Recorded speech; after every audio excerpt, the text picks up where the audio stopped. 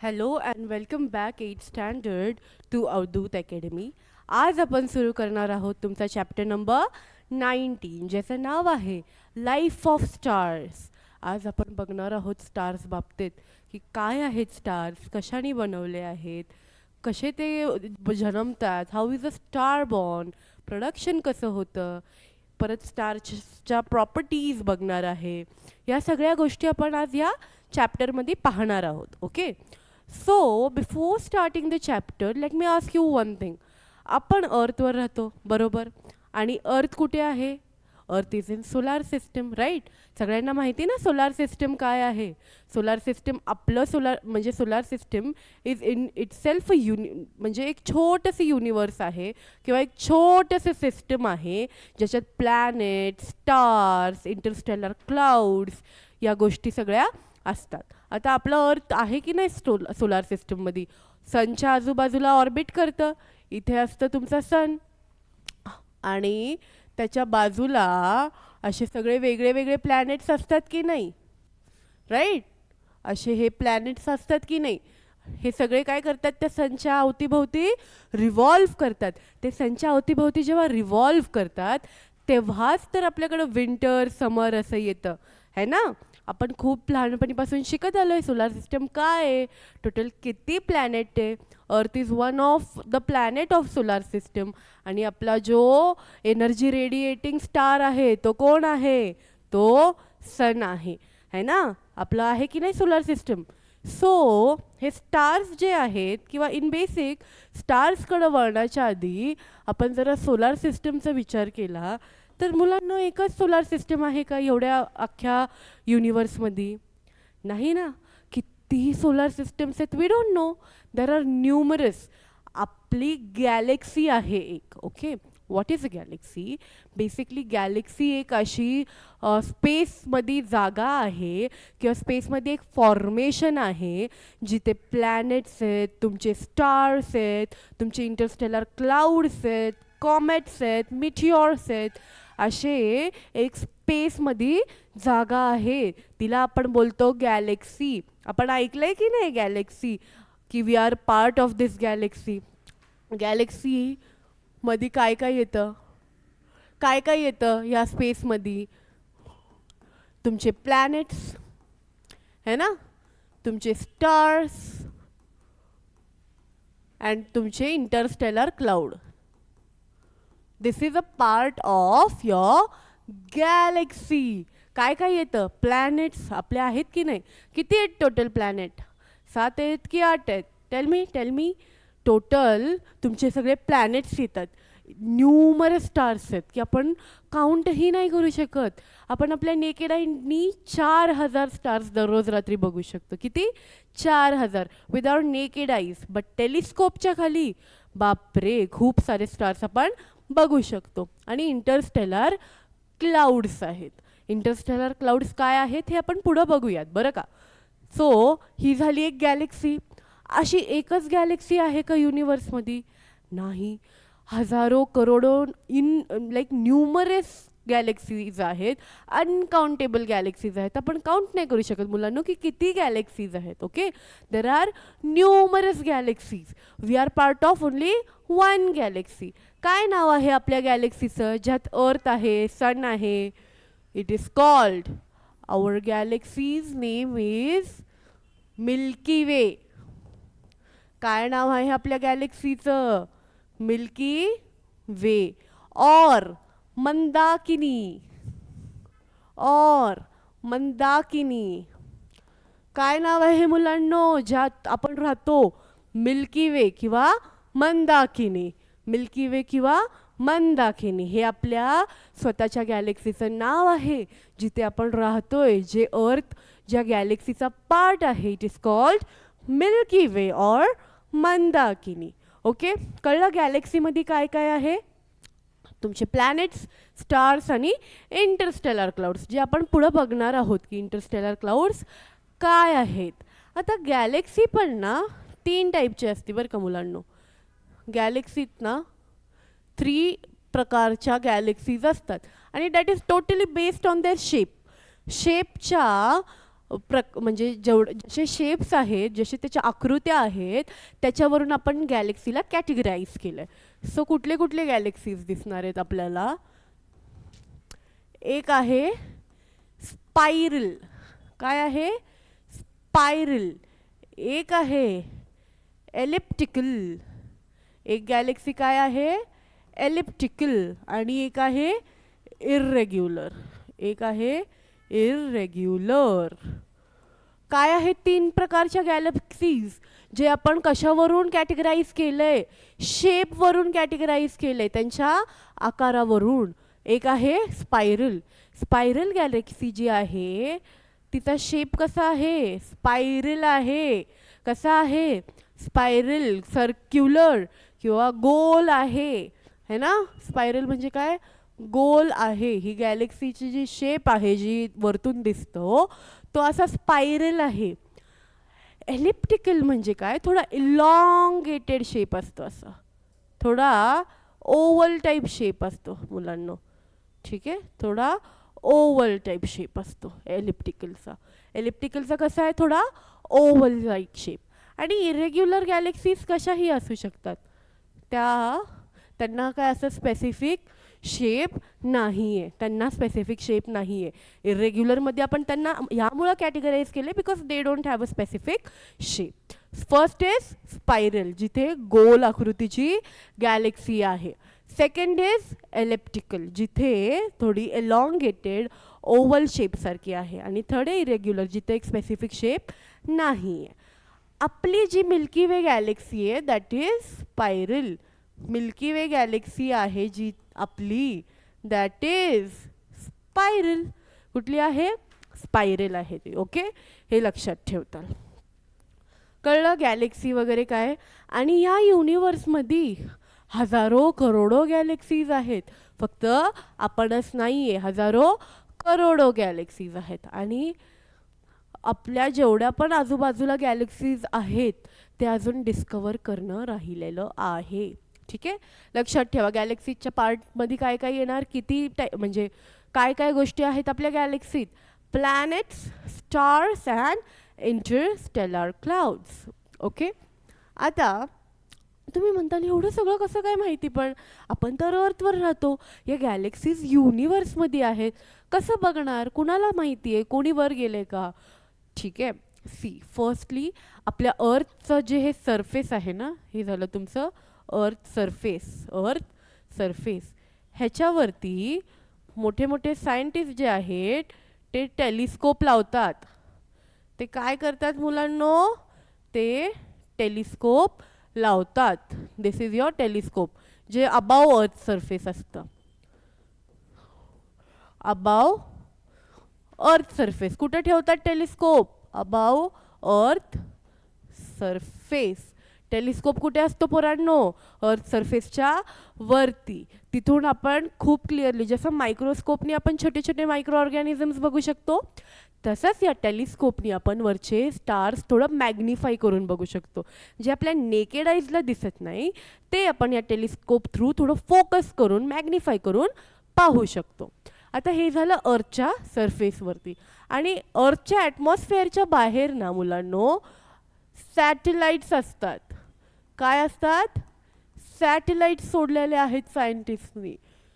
अर्थच्या सरफेसच्या वरती सॅटेलाइट्स सोडलेल्या आहेत सायंटिस्टनी. या सॅटेलाइट्स पण वरचं सगळं रेकॉर्ड करतात. आपलं टेलिव्हिजन जे आहे ते सॅटेलाइटवरच चालतं बरं का. किती वेगळे वेगळे चॅनल्स आहेत, किती वेगळ्या वेगळ्या कंट्रीचे आहेत, हे सगळं सॅटेलाइट थ्रू सगळं आपण बघू शकतो. आणि वरचे जे आहेत अर्थ सरफेसच्या वरती आपल्या ॲटमॉस्फिअरच्या बाहेर सॅटेलाइट सोडलेल्या आहेत. त्या सॅटेलाइट्समधून आपल्याला वरच्या थोड्या गोष्टी कळल्या गेल्यात आणि अजून आपण त्याच्यात अजून रिसर्च करतोय, अजून डिस्कवर करतोय. सो ह्या 2 गोष्टींमुळं आपण आउटर अर्थ सरफेसच्या ज्या गोष्टी आहेत त्यांच्यावरती आजपर्यंतचा स्टडी करू शकलो आहे, आजपर्यंतचा रिसर्च करू शकलो आहे. कुणाकुणामुळे? तुमच्या टेलिस्कोप जे अर्थ सरफेसच्या वरती असतं आणि सॅटेलाइट जे आउटर ॲटमॉस्फिअरमध्ये असतं. ओके, ठीक आहे, क्लिअर. आता आपण बुक खोलूयात, बघूयात काय दिलंय बुकमध्ये. हा तुमचा होता एक basic concept. Okay,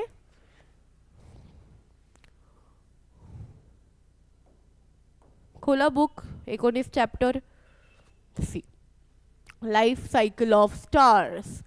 We have learnt about the structure of the universe in earlier standard. आधीच्या स्टँडर्डमध्ये युनिवर्स बघितलंय की नाही आपण, कसं आहे, काय आहे. Our solar system is situated in a galaxy. काय शिकलो आत्ताच आपण, सोलार सिस्टम कुठे सिच्युएटेड आहे मुलांनो? गॅलेक्सीमध्ये सिच्युएटेड आहे. A galaxy is collection of billions of stars, the planetary system and interstellar clouds. आपण आत्ताच बघितलं ना काय काय आहे. Billions of stars, planetary system म्हणजे तुमचे प्लॅनेट्स, आणि इंटरस्टेलर क्लाउड है ना, आपण आत्ताच पाहिलं. हे जे इंटरस्टेलर क्लाउड्स आहेत ते कुठं असतात? ते स्टार्सच्या मध्ये एम्प्टी स्पेसेसमध्ये असतात. आपल्या स्पेसमध्ये जे एम्प्टी जागा आहे तिथे हे इंटरस्टेलर क्लाउड असतात. The universe is made up of innumerable such galaxies. किती काउंटेबल आहेत का? इन्न्युमरेबल गॅलेक्सीज आहेत. आणि दर गॅलेक्सीचा वेगळा शेप आणि स्ट्रक्चर आहे जे आपण बघितले. सी, स्पायरल, एलिप्टिकल आणि इरेग्युलर. आत्ताच आपण मागच्या स्लाईडवर पाहिलं की नाही किती टाईप आहेत? Spiral, elliptical and irregular. आणि आपली गॅलेक्सी कुठली आहे मुलांनो? आपली आहे स्पायरल गॅलेक्सी. आणि तिचं नाव काय आहे? मिल्की वे किंवा मंदाकिनी. सी, ही आपली गॅलेक्सी. ठीक आहे, this is our galaxy milky way और मंदाकिनी. आता इथे तोच प्रश्न विचारला बघा की how do we obtain this information of universe? If we look at the sky in the night, we see only planets and stars. Then how did we get information about their components? आता आपण naked आईजनी बघितल्यावर काय दिसतं आपल्याला? फक्त stars दिसतात किंवा छोटे छोटे, कधीतरी व्हीनस दिसतं, ज्युपिटर दिसतं, जे प्लॅनेट्स आहेत ते आपल्याला दिसतात. पण एवढी इन्फॉर्मेशन कशाने भेटली आपल्याला? The answer to this question is telescope. पाहिलं की नाही? आणि several telescopes are placed on the surface of Earth, while some other are kept aboard man-made satellites. है ना, दोन प्रकार बघितले की नाही? एक टेलिस्कोप्स आहेत जे अर्थच्या सरफेसवरती आहेत, आणि सॅटेलाइट्स आहेत जे ॲटमॉस्फिअरच्या बाहेर सोडलेले आहेत. Okay, as these telescopes are situated above the Earth's atmosphere, they can observe astronomical objects more effectively. अर्थच्या सरफेसवर ठेवलं आहे आपण, एका सर्टन हाईटवर ठेवलं आहे, सो तिथून आपल्याला जे ॲस्ट्रॉनॉमिकल ऑब्जेक्ट्स आहेत, ॲस्ट्रॉनॉमिकल म्हणजे काय? स्पेसवाले ऑब्जेक्ट्स जे आहेत ते आपल्याला क्लिअरली दिसतात आणि कळतात. Okay, astronomers study the observation made by all the telescope to obtain detailed information about the universe. We are going to learn about all this. See, आता मी किंवा तुम्ही डायरेक्ट युनिवर्सबद्दल काही टिप्पणी नाही देऊ शकत, because we have not studied that. आपण हे जनरल सायन्स शिकतो जिथे सगळे सब्जेक्ट्स आले तुमच्या सायन्सचे. बट एक अशी स्पेशल ब्रांच आहे जिचं नाव आहे ॲस्ट्रॉनॉमी. जिचं नाव आहे ॲस्ट्रॉनॉमी. हे लोक काय करतात? स्पेसबद्दलच्या सगळ्या गोष्टी प्रॉपरली स्टडी करतात आणि त्याच्याबद्दल रिसर्च करून नवीन नवीन शोध लावतात, नवीन नवीन डिस्कवरीज करतात की स्टार्स काय आहेत, त्याचे प्रॉपर्टीज काय आहेत, परत तुमचे इंटरस्टेलर क्लाउड्स काय आहेत, अजून किती प्लॅनेट्स आहेत. ओके, आउटर स्पेस जे आहे त्याच्या बाबतीत स्टडी करतात. आणि जे अबाव अर्थ सरफेस किंवा ॲटमॉस्फिअरच्या बाहेरचं जे स्पेस आहे त्याच्या बाबतीत स्टडी करतात. त्या ब्रांचला बोलतात मुलांनो ॲस्ट्रॉनॉमी, आणि त्या लोकांना बोलतात ॲस्ट्रॉनॉमर्स. सो जे हे टेलिस्कोप आणि सॅटेलाइट्स इमेजेस आणि इन्फॉर्मेशन देतं, ही इन्फॉर्मेशनचा डिटेल स्टडीज ते ॲस्ट्रॉनॉमर करतात आणि पुढं आपल्याला प्रॉपर माहिती पास ऑन होते. रिसर्च पेपर्स काढले जातात जिथे कळतं की काय त्यांनी स्टडी केला आहे आणि काय चाललं आहे या युनिवर्समध्ये, काय चाललं आहे गॅलेक्सीमध्ये. हे सगळे स्टडीज कोण करतात? ॲस्ट्रॉनॉमर्स करतात. Okay, now next point is तुमचे प्रॉपर्टीज ऑफ स्टार्स. टोटल आपण मगाशी काय बोललो? नेकेड आईजने किती स्टार्स दिसतात मुलांनो? 4000 स्टार्स दिसतात. किती? 4000. Now sun is also a star. Sun पण काय आहे? सन पण एक स्टार आहे. जस्ट सन आपल्या खूप जवळ आहे. सन जो आहे तो अर्थच्या जवळ आहे, म्हणून सन आपल्याला असं रेड फिअर्स ऑरेंजिश दिसतो आणि क्लिअरली दिसतो, आणि आपण अजून पण सनकडे एकदम क्लिअरली डोळे मोठे करून बघू शकत नाही. But sun is also a star, remember. Okay. The reason to call sun an ordinary star is that even though it appears to be larger than all other stars in the sky, because of its being nearest to us, there are billions of stars which have higher or lower mass and temperature. See, सन जे आहे त्याला ordinary star का बोललो? फर्स्टच लाईनमध्ये, इथे second लाईनमध्ये काय ordinary star. आपल्याला काय वाटतं, स्टार्स तर छोटीशी गोष्ट आहे, सन किती मोठा आहे, आपण फॅसिनेट होतो त्या सनला बघून, बरोबर ना? बट रिमेंबर, सनपेक्षा पण मोठे आणि छोटे स्टार्स आहेत. सनपेक्षा पण खूप जास्त हेवी, खूप जास्त मोठे स्टार्स आहेत. सनपेक्षा पण जास्त टेम्परेचरवाले स्टार्स एक्झिस्ट करतात आपल्या गॅलेक्सीमध्येच, आणि ते आपल्याला छोटे दिसतात. वाय? बिकॉज तुमचं सन जे आहे ते अर्थच्या क्लोजेस्ट आहे. फॉर दॅट रिझन आपल्याला ते स्टार्स छोटे वाटतात आणि सन मोठा वाटतो, आणि सन फिअर्स वाटतो आपल्याला. बट द रियालिटी इज की जे लांब आहेत स्टार्स ते पण सनपेक्षा भरपूर मोठे असतात. असं नाही की सगळेच छोटे आहेत. सनपेक्षा पण हेवी आणि सनपेक्षा पण जास्त टेम्परेचरवाले स्टार्स पण एक्झिस्ट करतात. बट ओनली रिझन ते छोटे दिसतात बिकॉज ते अर्थपासून लांब आहेत मुलांनो. Remember that. ओके. आता इथं त्यांनी हे दिलं आहे की तुमचे जे stars are gigantic spheres of hot gases. Stars काय आहेत हे कोणी विचारलं ना, what is the stars? Stars are big spheres of hot gases. Gigantic किंवा जायगॅन्टिक जे वर्ड आहे त्याचं मिनिंग होतं व्हेरी लार्ज, बिग. बिगपेक्षा पण मोठं, ह्यूज, एकदम huge is called gigantic. So what is this? Gigantic sphere of hot gas. Stars कशाने बनलेत? हॉट गॅसेसनी. सन कशाने बनलाय? हॉट गॅसेसनी बनलाय. Okay. Stars and sun is made of hot gases. आपल्या अर्थसारखं तिथे लँड वगैरे नाही आहे, ते फक्त फ्युज्ड हॉट गॅसेस आहेत. मोठे मोठे स्पेअर्स आहेत हॉट गॅसेसचे. ओके. अँड तुमच्या सनचे बघा इथे एक छोटासा टेबल दिला आहे. सनचा मास काय आहे? 2 × 10⁻30 किलोग्राम. रेडियस काय आहे? 695,700 किलोमीटर. आणि सरफेस टेम्परेचर काय आहे? 5800 केल्विन. 5800 केल्विन म्हणजे विचार करा मुलांनो किती जास्त टेम्परेचर आहे. सेंटरमध्ये जो टेम्परेचर असतो तो खूप मॅक्झिमम असतो, आणि त्याचं काय आहे? 1.5 × 10⁻7 केल्विन. आणि सनची एज काय? जसं आपलं पण एज असतात तसे या प्लॅनेट्स आणि स्टार्स, सन्स वगैरे ह्यांची पण एज असते मुलांनो. 4.5 × 10⁻9 इयर्स. म्हणजे विचार करा किती जास्त एज आहे या सनची. हा छोटासा टेबल आहे, त्याचे फक्त न्यूमरिकल ॲस्पेक्ट्स जे आहेत ते जेवढे लक्षात ठेवता येतील ते ठेवा. मे बी तुमच्या एक्झाममध्ये येऊ शकतात. Okay. There R chances. The mass of sun is about 3.3 lakh times of that of earth and radius is 100 times of that. म्हणजे बघा, अर्थ जे आहे ना, अर्थपेक्षा किती 3.5 लाख किंवा 3.3 लाख जास्त त्याची व्हॉट इज दॅट मास किंवा वेट आहे. अर्थपेक्षा 3.5 लाख हा जास्त तो जड आहे, आणि 100 पटीने जास्त त्याची सरफेस आहे मुलांनो. Other stars have masses between 1/10 that of the sun and 100 times that of the sun. हे बघा, हे बाकीचे स्टार्स आहेत. इथे बघा, हे सन दिलंय. एक स्टार आहे जो खूप छोटा आहे सनपेक्षा, आणि हा बघा सनपेक्षा पण 100 टाइम्स मोठा स्टार आहे. But the reason why it is not visible big is because की ते आपल्या सरफेसपासून लांब आहे. आणि हे बघा इथे पण अजून एक रेड जायंट स्टार आहे, पण तो पण आपल्या याच्यात छोटा दिसतो because that is very far away from us. The age of sun and other stars, which is the time elapsed after their formation, can be between few million years to few billion. म्हणजे माणूस बघा 60 ते 70 वर्षापर्यंत जगतो की नाही, but हे stars यांची एज काय आहे मुलांनो? Billions of years. सन पण बघा billions of years. If the properties of sun had changed in its lifetime, it would have caused changes in the properties of earth and in the life of the earth. Detailed study of properties of earth have led scientists to conclude the properties of sun have remained unchanged in the 4.5 billion years.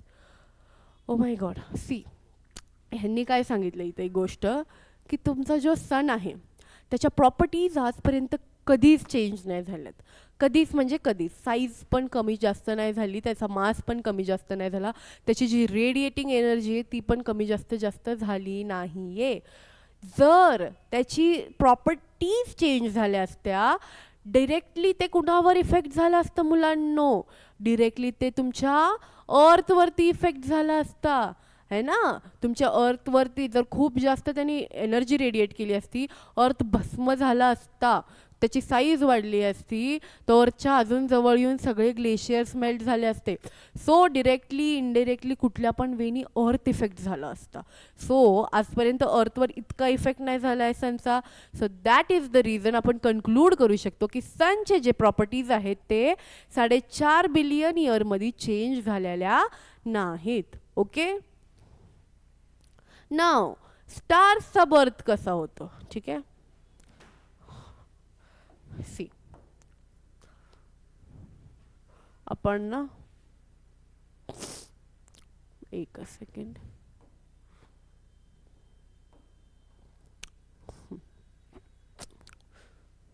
बरं इथंच explain करू. मी तिथे draw करणार होते but इथे Interstellar क्लाउड्सचा photo थोडा clear आहे. C, स्पेसमध्ये पण ना क्लाउड्स आहेत जे गॅसेसनी बनवले आहेत. जे कशाने बनवलेत मुलांनो? गॅसेसनी बनवलेत. आणि they are the interstellar cloud. See, huge clouds of gas and dust are present in empty space between stars. आणि हे क्लाउड्स कुठे आहे? जर तुम्हाला विचारलं इंटरस्टेलर क्लाउडची लोकेशन काय आहे, तर it is your between 2 stars. See, स्टार्सच्या मधोमध हे क्लाउड्स आहेत. दिसत आहेत का तुम्हाला? इंटरस्टेलर क्लाउड्स है ना. हे कशाने बनवलेत? गॅसेस आणि तुमच्या डस्टनी. इंटरस्टेलर क्लाउड कुठं आहेत? फर्स्टली स्पेसमध्ये. कशाने बनवले आहेत?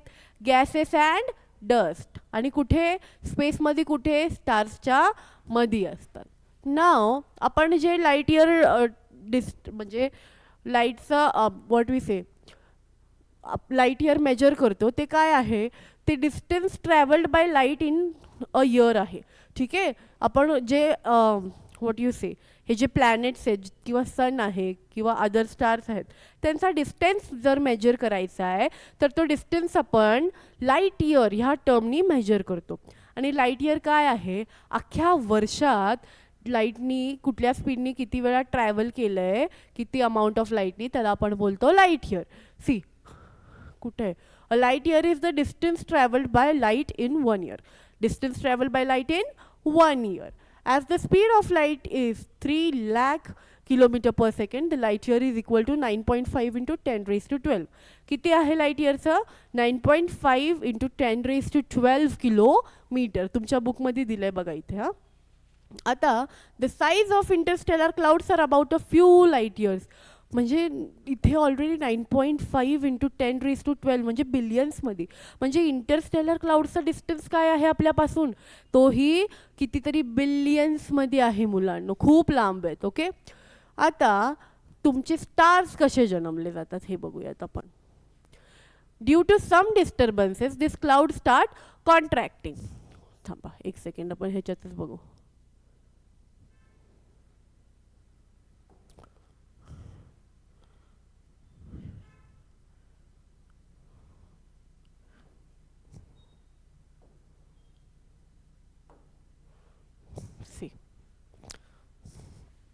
हे आपण पाहूयात. हे झाले तुमचे मोठे मोठे इंटरस्टेलर क्लाउड्स. हे काय आहेत मुलांनो? Interstellar clouds. काय आहेत हे मुलांनो? Interstellar clouds. आता असं काही स्पेसिफिक रिझन नाही दिलं. Okay. There R various reasons. एक असं स्पेसिफिक रिझन नाही आहे. तर हे क्लाउड्स काय करतात मुलांनो? हे कॉन्ट्रॅक्ट करतात. कॉन्ट्रॅक्ट म्हणजे आकसतात. ते एवढ्यापासून एवढे असे असे असे छोटे होत जातात. कॉन्ट्रॅक्ट अँड डायलेट बघितलंय ना. कॉन्ट्रॅक्ट म्हणजे प्रेशरनी छोटे होतात, प्रेशरनी असं आकसून जातात. सो हे कॉन्ट्रॅक्ट होऊन छोटे होतात. ठीक आहे, हे कॉन्ट्रॅक्ट होऊन छोटे होतात. ठीक आहे. First thing, we don't know the reason, but still हे जे मोठे मोठे इंटरस्टेलर क्लाउड आहेत ते काय होतात, कॉन्ट्रॅक्ट होऊन थोडे छोटे होतात साईजमध्ये. ओके, हे झालं तुमचं फर्स्ट थिंग ऑफ युअर की बर्थ ऑफ स्टार्स कसा होतो तुमचा. मग हे जे छोटे छोटे क्लाउड्स आता क्रिएट झालेत त्या मोठ्या इंटरस्टेलर क्लाउड्समध्ये, this are full of hot gas. कशाचे हॉट गॅस? कशाने बनले असतात क्लाउड्स मुलांनो? इंटरस्टेलर क्लाउड हॉट गॅसेसनी. ओके, आता हे जे हॉट गॅसेस आहेत, कॉन्ट्रॅक्ट झाल्यामुळं थोडंसं टेम्परेचर पण वाढला की नाही. इंटरस्टेलर क्लाउड एवढा तो असं कंप्रेशन कॉन्ट्रॅक्ट होतं तर टेम्परेचर पण वाढला. मग काय होतं, हळूहळू सरफेसचा पहिलं टेम्परेचर वाढतो, पहिलं सरफेसचा टेम्परेचर वाढतो. मग एक सेकंड, हा जो तुमच्या सेंट्रल पार्टमध्ये आहे ना, इथला थोडा टेम्परेचर वाढतो, इथं कॉन्ट्रॅक्शन होऊन टेम्परेचर वाढतो. आणि मग इथे ॲटमिक न्यूक्लियाय जे असतात, न्यूक्लियस माहिती ना, न्यूक्लियसच्या छोट्या ह्याला म्हणतो. सो हे जे न्यूक्लियाय आहे हे फ्यूज होतात. हे काय होतात, फ्यूज होतात. इथे काय आकर होतं न्यूक्लियायमध्ये, फ्युजन. कुठलं, ॲटमिक फ्युजन है ना, केमिस्ट्रीत शिकलाय ना ॲटम्स, न्यूक्लियाय काय आहे. सो ह्या क्लाउडमध्ये जे पार्टिकल्स आहेत त्यांचे न्यूक्लियाय फ्यूज होतात. हे जे गॅसेस आहेत हे गॅस पण केमिकल्सनीच बनलेत ना, ह्याचे न्यूक्लियाय फ्यूज होतात. या ॲटमिक फ्युजनमुळं खूप जास्त एनर्जी रेडिएट होती. काय होती, large amount of energy, large amount of energy is radiated. काय होतं मुलांनो, खूप जास्त अमाऊंटची एनर्जी बाहेर रेडिएट होती, बाहेर रेडिएट होती सगळ्या डिरेक्शनमध्ये. आणि त्या रेडिएटिंगमुळं आपल्याला लुमिनस एनर्जी भेटती. जे स्टार्सला लाईट दिसती, आपल्याला शायनी स्टार्स दिसतात, ग्लोई स्टार्स दिसतात, दॅट इज कॉल्ड लुमिनस. त्या एनर्जीमुळं स्टार्स लाईट रेडिएट करतात. त्या एनर्जीमुळं स्टार्स काय करतात, लाईट रेडिएट करतात. म्हणूनच सनकडे पण काय आहे, खूप जास्त एनर्जी. सनमध्ये पण हायड्रोजन ॲटम्स जे आहेत ते फ्यूज होऊन हिलियममध्ये कन्वर्ट होऊन खूप जास्त एनर्जी रिलीज करतात, ज्याच्याने सनकडं खूप जास्त अमाऊंटचं टेम्परेचर आणि खूप जास्त अमाऊंटची लाईट आहे जी ती रेडिएट करतात. तर सगळ्यात पहिलं काय होतं, इंटरस्टेलर क्लाउड्स कॉन्ट्रॅक्ट होतात, नो स्पेसिफिक रिझन. कॉन्ट्रॅक्ट झाल्यावरती त्यांचं टेम्परेचर वाढतं. जसं जसं टेम्परेचर वाढतं सेंट्रल पार्टमध्ये पण टेम्परेचर वाढत जातं. आणि टेम्परेचर वाढल्यामुळे तिथल्या ॲटम्स जे आहेत त्या ॲटम्समधले न्यूक्लियाय जे आहेत ते काय होतात, ते फ्यूज होतात. न्यूक्लियर किंवा ॲटमिक फ्युजन होतं, न्यूक्लियर फ्युजन, ॲटमिक फ्युजन होतं, ज्याच्यामुळं खूप जास्त अमाऊंट ऑफ एनर्जी रेडिएट केली जाते. त्या एनर्जी रेडिएशनमुळं आपल्याला लाईट भेटते आणि टेम्परेचर हाय किंवा हीट भेटते. कळलं. सन आणि स्टार्समध्ये कशी काय लाईट असते आणि जेव्हा लाईट रेडिएट करते तर झालं, आपला star is born. We have got our star, the star has born.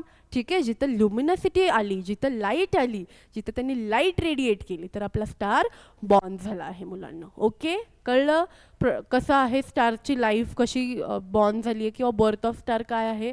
Okay, this was your birth of star.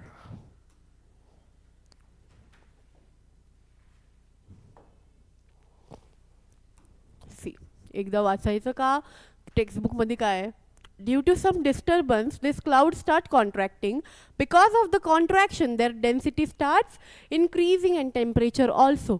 पहिलं काय होतं, ते कॉन्ट्रॅक्ट होतात मोठे मोठे काय इंटरस्टेलर क्लाउड, आणि त्या कॉन्ट्रॅक्शनमुळं काय होतं, तिथं डेन्सिटी वाढत जाती त्या इंटरस्टेलर क्लाउड्सची, and also the temperature increases and a dense pair of hot gas is formed. त्या क्लाउडपासून काय बनलं आहे, dense pair of hot gases, dense pair of hot gases. Once the temperature and density at the center of pair increases, nuclear energy generated through fusion of atomic nuclei, जसं तिथली density आणि temperature वाढतो तुमच्या central स्पेअरचा किंवा centre of the hot gas pair, तेव्हा काय होतं, nuclear energy radiate होती.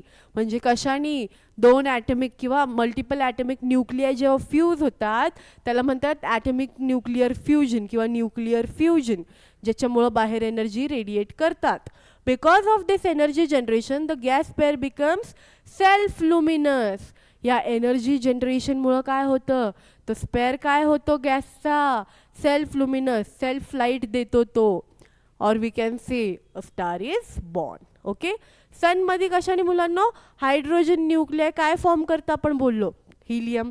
हायड्रोजन न्यूक्लियाय फ्यूज होतात आणि काय फॉर्म करतात, हिलियम, ज्याच्याने परत खूप जास्त अमाऊंट ऑफ एनर्जी रिलीज होते आणि तो पण सेल्फ रेडिएट करतो, सेल्फ लुमिनस आहे.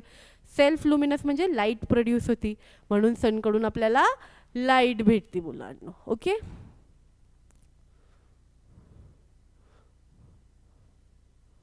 आता see this point, stability of stars. काय विचारलं की स्टार स्टेबल कसे काय आहेत. ओके, स्टार स्टेबल कसे काय राहतात हा प्रश्न आहे. तिथे त्यांनी एक एक्झाम्पल काय दिलंय की जर आपण अगरबत्ती जाळतो है ना, इन्सेन्स स्टिक जाळतो, तेव्हा त्याचा फ्रॅग्रन्स आणि धूर जो आहे तो सगळीकडे स्प्रेड होतो, सगळीकडे काय होतं, तो स्प्रेड होतो. सिमिलरली जेव्हा आपण एक काय म्हणतात लिड ओपन करतो बॉइलिंग वॉटरची, तेव्हा तो धूर पण सगळीकडे स्प्रेड होतो की नाही. This means that hot gases spread everywhere. ह्याच्याहून काय अंदाज आहे, अगरबत्तीतून पण गरम वाफ निघतीये आहे ना, गरम धूर निघतोय. तुमच्या हॉट लीडमधून पण काय निघतंय, हॉट वेपर्स निघतात, हॉट गॅस निघतोय. म्हणजे हॉट गॅस स्टेबल आहे का, नाही, तो स्प्रेड होतो, तो सगळीकडं मूव्ह होतो. आता तुम्ही बघा स्टार्स है ना, स्टार्स तर अख्खेच्या अख्ख्या हॉट गॅसेसनी बनवलेत, मग ते स्प्रेड होतात का, नाही होत. आता त्याचं रिझन पाहूयात का नाही होत ते spread. See, the answer to this question is gravity, gravitational force. आपण विसरतोय, जरी हॉट गॅसेस असले तरी स्टार्स खूप डेन्स असतात आणि तिथे ग्रॅव्हिटेशनल फोर्सचं काम येतं. The gravitational force between the gas particle of star keeps these particles together. हे जे गॅस पार्टिकल्स आहेत त्याच्यात पण ग्रॅव्हिटेशनल फोर्स आहेत, ते एकमेकांना फ्यूज ठेवतात, एकमेकांना सेपरेट होऊ देत नाही. दोन गॅसचे पार्टिकल आहेत फॉर एक्झाम्पल, जेवढे पण त्या स्टार्समधल्या गॅस पार्टिकल्स आहेत त्याच्यात एक ग्रॅव्हिटेशनल फोर्स आहे मुलांनो, ज्याच्यामुळं ते एकमेकांसोबत फ्यूज्ड राहतात. कळलं. If the gravitational force, which is constantly trying to bring the gas particle close, and the pressure of hot gas, which is constantly trying to disperse the gas, are balanced, then stars remain stable. The gravitational force, see, आपण हे बघूयात एकदा. हे आहेत, हा आहे एक hot gas particle आणि हा आहे दुसरा हॉट गॅस पार्टिकल तुमच्या स्टार मधला, बरं का.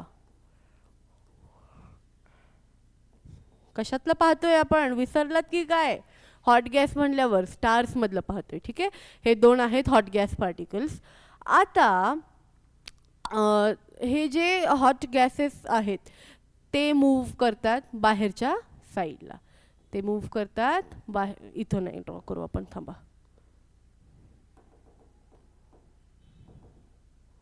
हे जे हॉट गॅसेस आहेत ना ते चंचल असतात है ना, आपण बघितलं ना अगरबत्ती गरम पाण्याची वाफ जी डिस्पर्स होते, तर हे काय करतात, ह्यांच्यात एक फोर्स असतो, ह्यांच्यात एक फोर्स असतो जो त्यांना बाहेरच्या साईडला खेचत असतो. कुठे, बाहेरच्या साईडला खेचत असतो, त्यांचा इंटरनल फोर्स, त्यांचा इंटरनल फोर्स, कुणाचा internal force of hot gases. तो काय करतो, त्यांना बाहेर खेचत असतो. आणि इथे ग्रॅव्हिटेशन, एक सेकंड, इथे आहे काय ग्रॅव्हिटेशनल फोर्स. ग्रॅव्हिटेशनल फोर्स काय आहे, तो कुठे आणतोय त्यांना, इनवर्ड्स आणतोय. तो कुठे आणतोय त्यांना, इनवर्ड्स आणतोय. ग्रॅव्हिटेशनल फोर्स असा आत खेचतोय आणि सेम टाइमला त्यांचा इंटरनल फोर्स त्यांना असा बाहेर खेचतोय, आत बाहेर. ह्या दोन्ही फोर्स एकामेकांना बॅलन्स करतात. म्हणजे ते गॅसेस धड एकदम आत पण नाही घुसत आणि धड एकदम बाहेर पण नाही, म्हणून ते स्टेबल राहतात. Y, because the gravitational force आणि त्यांचा इंटरनल फोर्स जो आहे तो बाहेर खेचतोय, ते एकामेकांना बॅलन्स करतात. Okay, got it.